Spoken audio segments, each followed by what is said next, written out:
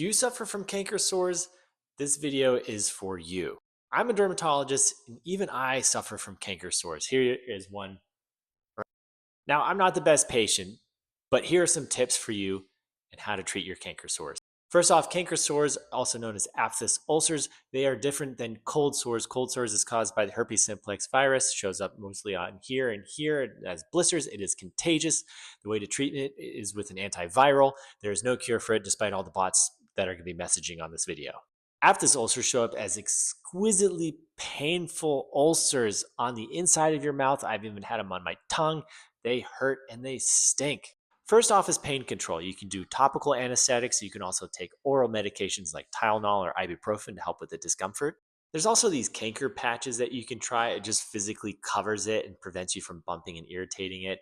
I'm kind of mid on it. Sometimes it helps, but it's also kind of awkward to use. Next is you can do some soothing things like a baking soda or saline rinse, or you can do a hydrogen peroxide mouthwash. It seems that the bacteria not necessarily are the causative agent of it, but may overgrow and cause further irritation, so you kill off the bacteria with.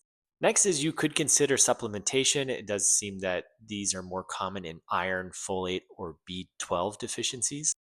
But then after that, you got to consider seeing a dermatologist in person. I personally use the topical steroid clobetasol gel. It just helps speed up the recovery, helps with the pain.